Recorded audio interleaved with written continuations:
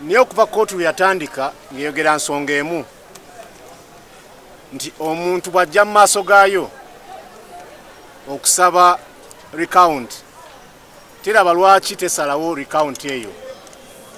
kubanga obululu buli muki mu box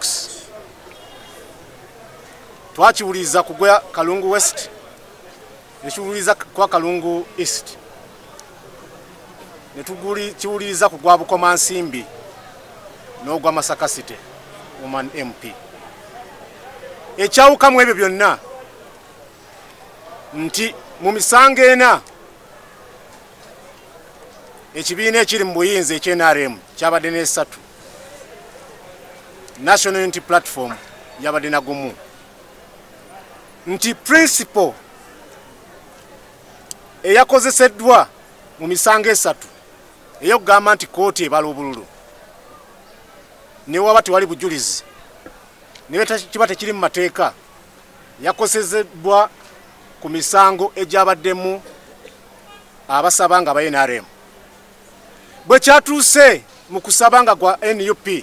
olwo kooti n'ekyusaamu n'egamba nti ezo ensonga zirina kugenda mu kooti nkulu kulizibwa mu petition ekyo kibalaga ki kibalaga nti state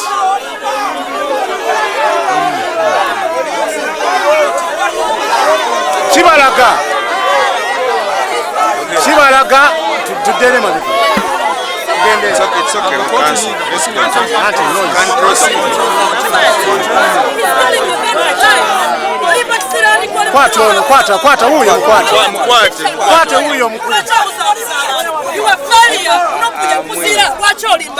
huyo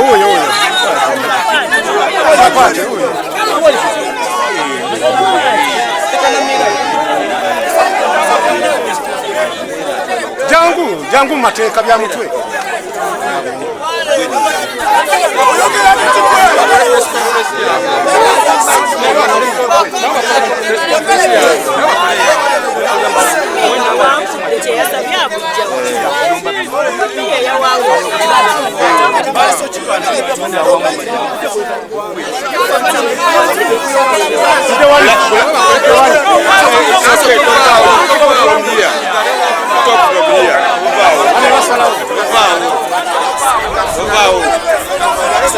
Bino bya bongo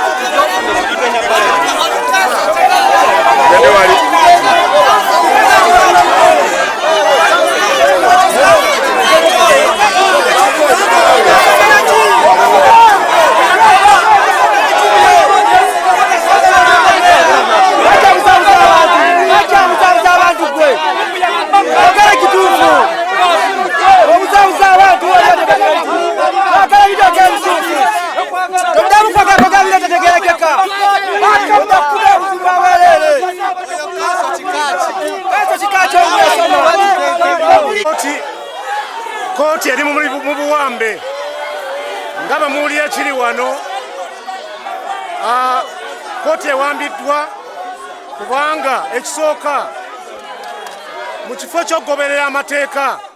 kooti egenze mu byabufuzi twaleeta ensonga z'amateeka ezirambika lwaki kooti teyina kgenda mu maaso na recount eno ekisooka kooti yawuliriza omusango guno ng'ennaku ziweddeko ezirina okulirizibwamu matabweti ekyokubiri ensonga z'amateeka ezisimbulizaamu okusalawo ensonga ezifaanana bwe ziti kooti yazitunuulidde yeesimbye ku nsonga emu nti olw'okuba electoral commission tebaddeewo esaanidde egende mu kwala akalulu kano ekitwewuunyisa kiri kintu kimu kyokka nti bw'oba osobola okusalawo nti omuntu yenna bw'ajja mu kooti ng'alina ddembe okuwulirizibwa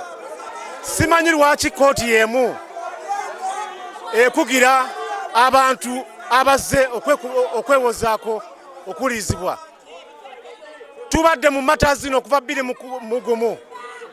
emisango gyonna gye twatadde mu kooti gyabadde kirambika bulungi nti obuyinza kooti bwerina